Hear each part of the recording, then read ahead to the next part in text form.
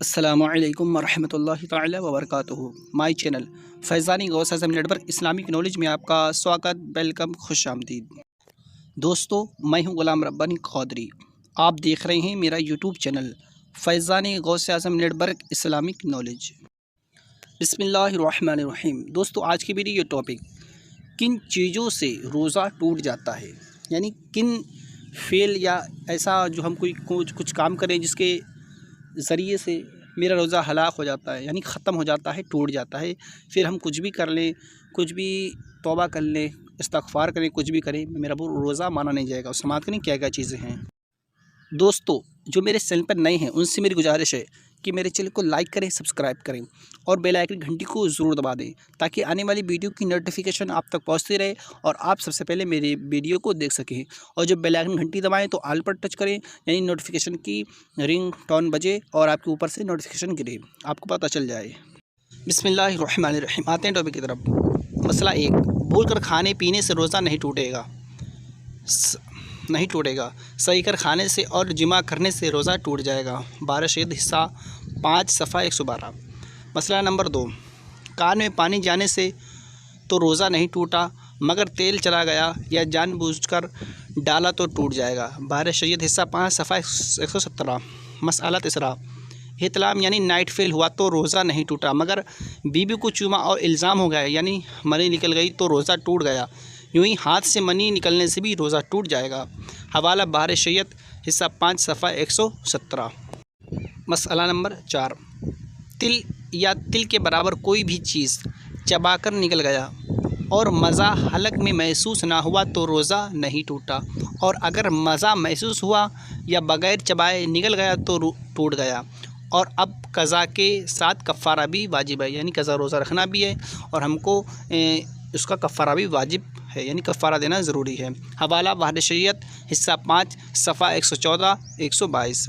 مسئلہ نمبر 5، آنسو منہ میں گیا اور حلق سے اتر گیا تو اگر 1-2 قطرے ہے تو روزہ نہ گیا، لیکن پورے منہ میں نمکین محسوس ہوئی تو ٹوٹ گیا، یعنی نمکین سا لگا پورے حلق میں تو میرا روزہ ٹوٹ جائے گا۔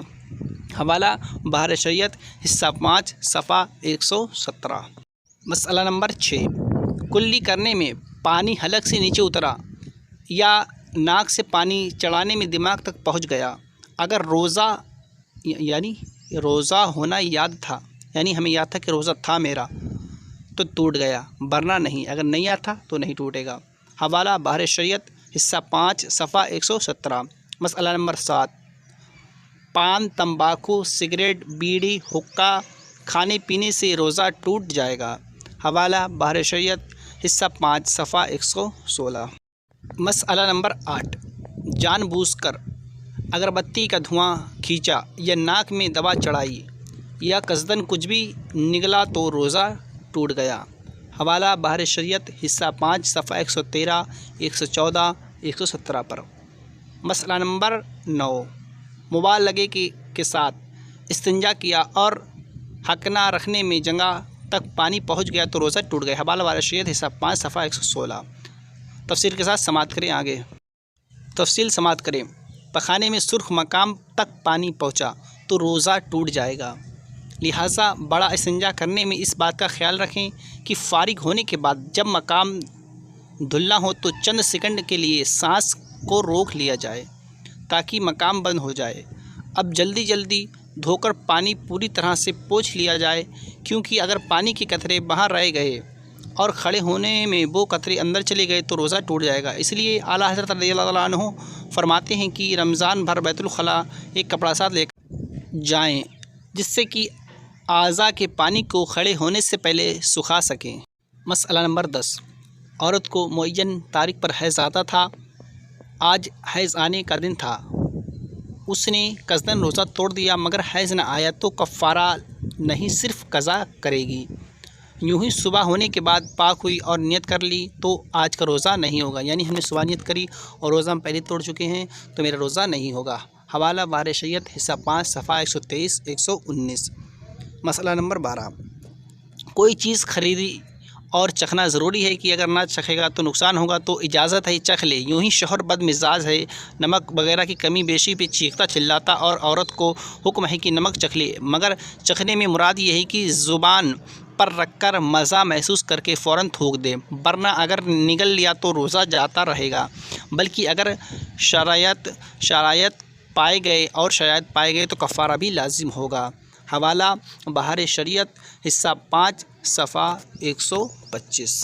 مسئلہ نمبر 13، دانتوں میں کوئی چیز پھنسی رہ گئی تو اگر وہ بغیر تھوک کی مدد سے حلق سے نیچے اتر سکتی ہے اور نگل گیا تو روزہ ٹوٹ گیا، اور اتنی خفیف ہے کہ تھوک کے ساتھ ہی اتر سکتی ہے اور نگلا تو نہیں ٹوٹا۔ یوں ہی منہ سے خون نکلا اور حلق سے اترا تو اگر مزہ محسوس ہوا تو روزہ ٹوٹ گیا، اور اگر خون کم تھا یا مزہ محسوس نہ ہوا تو نہیں ٹوٹا۔ حوالہ بہار شریعت حصہ 5 صفحہ 116۔ مسئلہ نمبر 14، ڈورا بٹ رہا تھا، بار بار تر کر کے منہ میں گزارا تو اگر اس کی رنگت یا مزہ محسوس نہ ہوا تو روزہ نہیں گیا، لیکن ڈورے کی رطوبت یا تھوک کے ذریعے نگلا تو روزہ ٹوٹ گیا۔ حوالہ بہار شریعت حصہ 5 صفحہ 117۔ مسئلہ نمبر 15، اگر کسی کا روزہ غلطی سے ٹوٹ گیا تو پھر اسے مغرب تک کچھ کھانے یا پینا بھی جائز نہیں، پورے دن مثل روزے کے ہی گزارنا واجب ہے۔ یوں ہی جو شخص رمضان میں کھلے عام کھائے پیے حکم ہے کہ اسے قتل کر دیا جائے۔ حوالہ بہار شریعت حصہ 5 صفحہ 118 119۔ مسئلہ نمبر 16، روزے دار وضو میں کلی کرنے اور ناک میں پانی چڑھانے میں مبالغہ نہ کریں۔ بہار شریعت حصہ 5 صفحہ 126۔ مطلب یہ ہے کہ اتنا منہ میں پانی نہ بھر لے کہ حلق تک پہنچ جائے، یا ناک میں اتنا پانی نہ چڑھائے کہ دماغ تک پہنچ جائے، ورنہ روزہ ٹوٹ جائے گا۔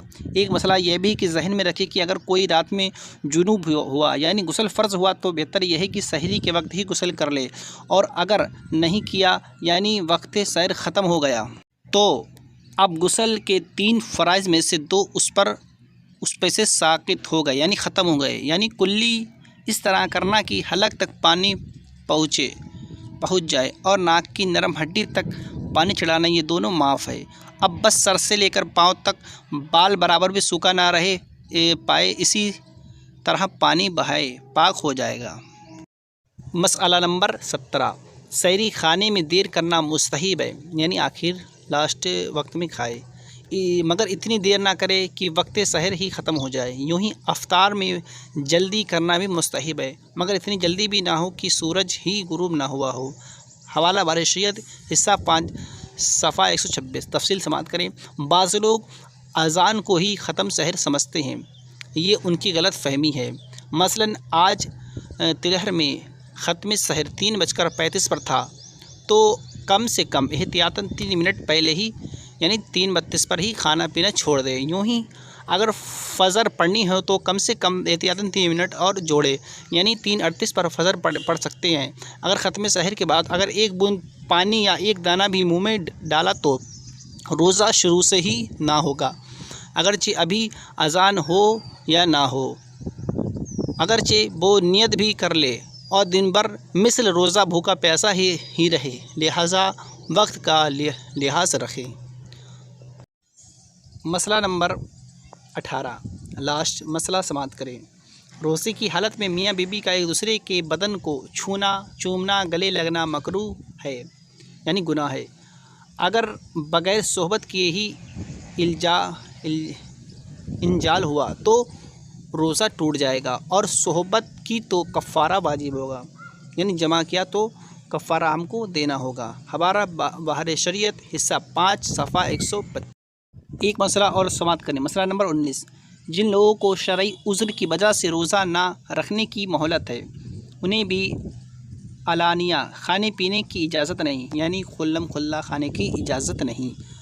یوں ہی جن لوگوں کا روزہ کسی غلطی کی وجہ سے ٹوٹ گیا ہے انہیں بھی مغرب تک کچھ بھی کھانے پینے کی اجازت نہیں ہے، لہٰذا اس کا خیال رکھیں اور مغرب تک کچھ بھی نہ کھائیں۔